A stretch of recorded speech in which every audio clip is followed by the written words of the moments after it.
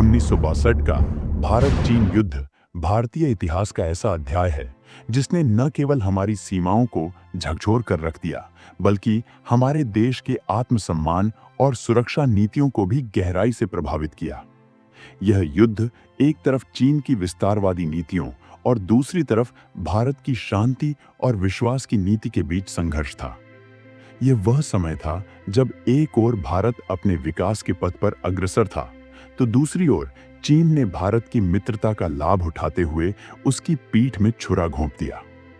1947 में आजादी के बाद भारत ने अपनी अर्थव्यवस्था और समाज के पुनर्निर्माण पर ध्यान केंद्रित किया, लेकिन चीन में 1939 में कम्युनिस्ट क्रांति के बाद माओ जेडोंग के नेतृत्व में नई सरकार ने विस्तारवाद को अपनी नीति का हिस्सा बनाया। चीन ने सबसे पहले 1950 में तिब्बत पर कब्जा कर लिया। यह भारत के लिए चिंता का विषय था, क्योंकि तिब्बत और भारत के बीच स्थित सीमाएं अब सीधे चीन से लगने लगी थीं। मैकमोहन रेखा, जो ब्रिटिश भारत और तिब्बत के बीच 1914 में खींची गई थी, भारत और चीन के बीच सीमा विवाद का प्रमुख कारण बनी। चीन इस रेखा को कभी मान्यता नहीं देता था। 1954 में जब भारत ने पंचशील समझौते के तहत चीन से दोस्ती की पहल की, तो इसने उम्मीद की कि दोनों देशों के बीच शांति और सहयोग का दौर शुरू होगा। नेहरू ने हिंदी चीनी भाई भाई का नारा दिया, लेकिन चीन के इरादे कुछ और ही थे। 1957 में भारत को पता चला कि चीन ने लद्दाख के अक्साई चिन्ह क्षेत्र में सड़क का निर्माण किया है।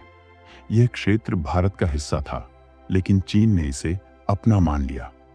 जब भारत ने इस पर आपत्ति जताई, तो चीन ने इसे नजरअंदाज कर दिया। 1960 में प्रधानमंत्री नेहरू और चीन के प्रधानमंत्री जो एनलाई के बीच बातचीत हुई। चीन ने सीमा पर अपने अधिकार जताने के लिए दो प्रमुख क्षेत्रों, अक्साई चिन्ह और अरुणाचल प्रदेश, तब नॉर्थ ईस्ट फ्रंटियर एजेंसी, पर दावा किया। यह बातचीत बेनतीजा रही। 20 अक्टूबर 1962 की सुबह चीन ने अचानक लद्दाख और अरुणाचल प्रदेश में हमला कर दिया। भारतीय सेना इस हमले के लिए तैयार नहीं थी। चीन की सेना आधुनिक हथियारों और बड़ी संख्या में सैनिकों के साथ आई थी। लद्दाख और अरुणाचल प्रदेश दोनों ही मोर्चों पर भारतीय सेना ने बहादुरी से लड़ाई की, लेकिन संसाधनों और तैयारी की कमी के कारण उन्हें पीछे हटना पड़ा। अरुणाचल प्रदेश के तवांग क्षेत्र में चीनी सेना ने तेजी से कब्जा किया।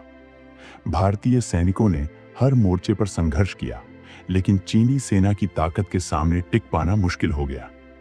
युद्ध के दौरान चुशूल की लड़ाई सबसे महत्वपूर्ण थी। यहां रेजांगला पोस्ट पर भारतीय सेना के 120 जवान तैनात थे।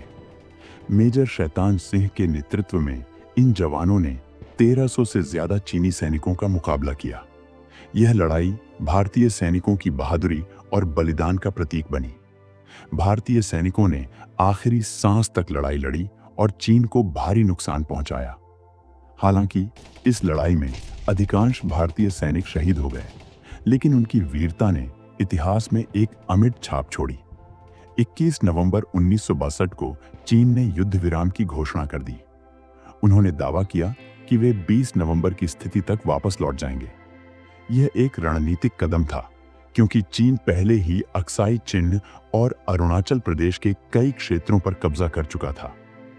इस युद्ध में भारत ने 1383 सैनिकों को खो दिया। अक्साई चिन्ह का बड़ा हिस्सा चीन के कब्जे में चला गया। यह युद्ध भारत के लिए एक बड़ी हार थी, लेकिन इससे हमें अपनी कमजोरियों को समझने और उन्हें दूर करने का अवसर मिला। 1962 का युद्ध भारत के लिए एक कठिन सबक था। यह स्पष्ट हो गया कि सीमाओं की रक्षा और राष्ट्रीय सुरक्षा के लिए मजबूत सेना और बेहतर रणनीति जरूरी है। युद्ध के बाद भारत ने अपनी सेना का पुनर्गठन किया। रक्षा बजट में वृद्धि की गई और नई रक्षा नीतियां बनाई गईं। इसके अलावा भारत ने अंतर्राष्ट्रीय मंच पर अपने राजनयिक संबंधों को मजबूत किया। इस युद्ध में भारतीय सैनिकों की बहादुरी के कई उदाहरण सामने आए। इस लड़ाई में मेजर शैतान सिंह और उनकी टुकड़ी के केवल 120 जवानों ने लगभग 1300 चीनी सैनिकों का सामना किया। जब चीनी सैनिकों ने रेजांगला पोस्ट पर हमला किया तो भारतीय सैनिकों के पास सीमित हथियार और गोला बारूद थे। बावजूद इसके मेजर शैतान सिंह ने अपने सैनिकों का उत्साह बढ़ाया और उन्हें आखिरी सांस तक लड़ने के लिए प्रेरित किया। उनके नेतृत्व में सैनिकों ने ऐसी अद्भुत रणनीति अपनाई कि चीनी सैनिक भारी संख्या में हताहत हुए। हालांकि भारतीय सैनिकों की संख्या कम थी, लेकिन उनका साहस और जज्बा अडिग था। लड़ाई के दौरान मेजर शैतान सिंह गंभीर रूप से घायल हो गए थे, लेकिन उन्होंने अपने प्राणों की परवाह किए बिना अपने साथियों का नेतृत्व करते हुए उन्हें लड़ाई जारी रखने के लिए प्रेरित किया। मेजर शैतान सिंह को उनकी वीरता के लिए मरणोपरांत परमवीर चक्र से सम्मानित किया गया। उनके नेतृत्व में लड़े गए सैनिकों की कहानी हर भारतीय को गर्वित करती है। यह लड़ाई लगभग 17,000 फीट की ऊंचाई पर हुई, जहां बर्फीली ठंड और दुर्गम परिस्थितियां थीं। भारतीय सैनिकों ने दुश्मन को हराने के लिए अपनी पूरी ताकत झोंक दी। इस युद्ध में 120 में से 114 सैनिक शहीद हो गए, लेकिन वे अपनी पोस्ट छोड़कर नहीं भागे। इस युद्ध में भारत ने 1343 सैनिकों को खो दिया। इसके अलावा हजारों सैनिक घायल हुए और कई युद्धबंदी बना लिए गए। अक्साई चिन, जो भारतीय क्षेत्र का हिस्सा था, चीन के कब्जे में चला गया। यह इलाका आज भी भारत चीन संबंधों में विवाद का मुख्य कारण है।